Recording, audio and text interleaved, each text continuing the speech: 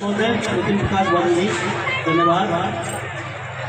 सर्वप्रथम तथागत बुद्ध के चरणों में श्रद्धा सुमन अर्पित करते हुए, डॉक्टर भीमराव अम्बेडकर जी के चरणों में श्रद्धा सुमन अर्पित करते हुए, मेरे सम्मुख बैठे बाबा साहब डॉक्टर भीमराव अम्बेडकर जी के समस्त अनुयायियों को आदर सम्मान देते हुए जय भीम। मंच पर उपस्थित मिशनरी सिंगर बड़े भाई मंजीत मेहरा जी, काबिले तारीफ। इन्होंने मंच पे बुलाकर ये सम्मान दिया और मुझे बोलने के लिए 2 मिनट का टाइम दिया।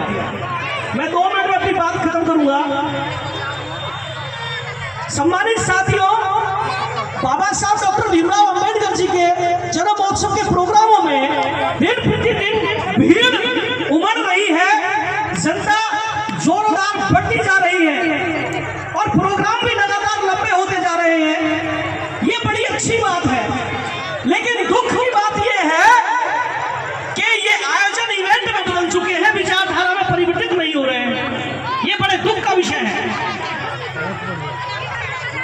वो लोग जिन्होंने संसद भवन से बाबा साहब डॉक्टर भीमराव अम्बेडकर जी की प्रतिमा को हटाने का काम किया, क्योंकि सांसदों के अलावा संसद भवन में घुसने का अगर कोई काम करता था तो बाबा साहब डॉक्टर भीमराव अम्बेडकर जी के अनुयायी ही करते थे, उनके अलावा कोई और नहीं जाता था।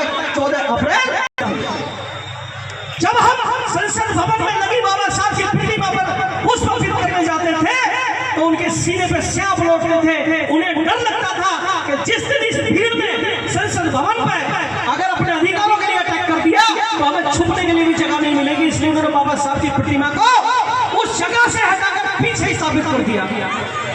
और वो सरकार और उस सरकार के लोग बाबा साहब के 5 स्थानों की बात करते हैं, गिनाते हैं हमें कि हमने बाबा साहब के जन्मस्थल को इस तरीके से बनाया, हमने बाबा साहब का लंदन में वो स्मारक बनाया। अरे नहीं चाहिए हमें तुमसे कोई स्मारक। जो हमारी व्यवस्था है, जो हमारे अधिकार है, वो तुम हमसे छीन रहे हो। तुम हमें गिनाते हो कि तुमने हमारे स्मारक बनाए। स्मारक तो हम बना लेंगे और हमने बनाए हैं। उत्तर प्रदेश इस बात का गवाह है कि हमने स्मारक बनाए और स्वतंत्र रूप से बनाए। आप जब मंच पर राजनीति की हो तो उसी हिसाब से बात करनी चाहिए। मैं ये बताना चाहता हूं कि इस प्रोग्राम में कम से कम 4000 लोगों की भीड़ इकट्ठी है और आसपास के लोग भी देख रहे हैं इस प्रोग्राम को। और हम जितने भी जिले के अंदर प्रोग्राम हुए हैं, करीब करीब सभी में बहुत अच्छी गैदरिंग रही है। लेकिन अफसोस कि वो भीड़, ये लोग वोट डालने के समय कहां पर जाते हैं, कहां चले जाते हैं लोग। जब चुनाव खत्म हो जाता है, इनके ऊपर लाठियां बजती है, इनकी बहनों का रेप होता है, इनकी जमीनें गिरती है, इनके मर्डर होते हैं, कहां जाती है वो पार्टियां जो चुनाव के समय तो मीठी मीठी बातें करकर उनसे वोट ले जाती है, धन के नाम पर वोट ले जाती है, साड़ी के नाम पर वोट ले जाती है, मिठाई के नाम पर। अरे ये वोट का अधिकार तुम्हें बाबा साहब डॉक्टर भीमराव अम्बेडकर ने अपनी 4 औलादों को खो कर दिया। जो सारे अधिकारों के ऊपर हावी रहता है तो डॉक्टर अम्बेडकर का वोट का अधिकार हावी है। जिस दिन तुमसे वोट का अधिकार छिन गया, तुम्हें इंसानों में कोई गिनने वाला नहीं है। मैं दावे के साथ कहता हूं, तुम भारतीय संविधान से पहले भी अछूत थे और जिस दिन तुमसे वोट का अधिकार छिना तुम उस दिन भी अछूत हो जाओगे। तुम वर्ण में क्या, तुम इंसानों में नहीं गिने जाओगे। मैं दावे के साथ कहता हूं। क्यों ऐसा खामोश हो रहे हो? जो विचारों के 2 मिनट में खत्म करो मान्यवर,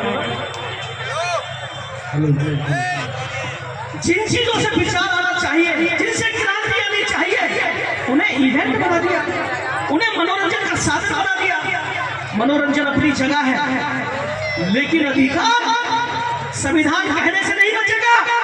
संविधान वोट से बचेगा और वोट बाबा साहब डॉक्टर भीमराव अम्बेडकर का दिया हुआ वो हथियार है। ये 2धारी तलवार है। अगर पक्ष में गिरा तो तुम्हारा विकास और तुम्हारे विरोधी को गिरा तो तुम्हारा विनाश। जिस तरीके से हो रहा है तुम्हारा विनाश, मैं तुम्हें बताना चाहता हूं। भीमनगर भागू का जितना भी क्षेत्र, क्षेत्र विधानसभा शहर है ये, और अनुसूचित जाति अनुसूचित जनजाति की सबसे बड़ी जनसंख्या इस क्षेत्र के अंदर है। बड़ा दुख है इस बात का कि आज तक तुम लोग अपना नेतृत्व करने वाला एक विधायक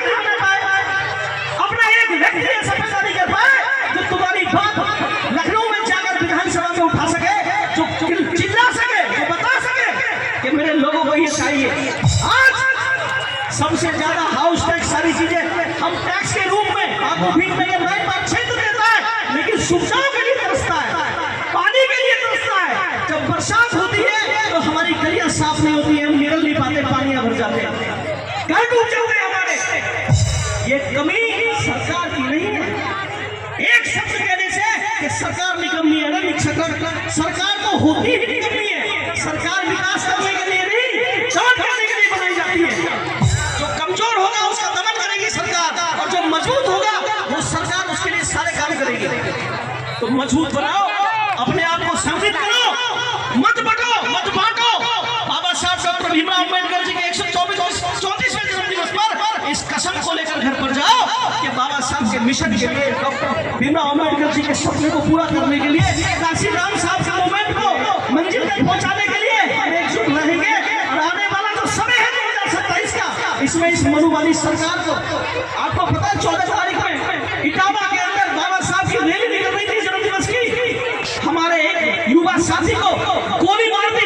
जानकारी आपको है? किसी को पता? हाथ उठाओ। क्या करा हमने? वो उन लोगों ने नहीं, हमने मरवाया उसे, हमने मरवाया, उसकी मौत के जिम्मेदार हम हैं। हालांकि मेरा भाई जिंदा है, लेकिन गोली मारने वाला वो नहीं था, हम लोग थे। वोट के रूप में हमने गोली मारी उसमें। आपको पता है अभी प्रयागराज में अमुक बच्ची जो बोल नहीं सकती, सुन नहीं सकती, उसके साथ मेरे लोगों ने बलात्कार किया। उसका जिम्मेदार कौन है? हम जिम्मेदार हैं, क्योंकि हम निकम्मे हैं। हम वोट के समय जब हमें वोट डालना होता है, हम भटक जाते हैं, हम बिक जाते हैं, हम टूट जाते हैं, हम डर जाते हैं।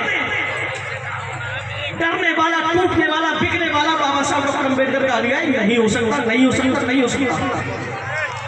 सम्मानित साथियों, इन्हीं शब्दों के साथ मैं अपनी वाणी को विराम करता हूँ। बहुत बहुत धन्यवाद, शुक्रिया, थैंक यू।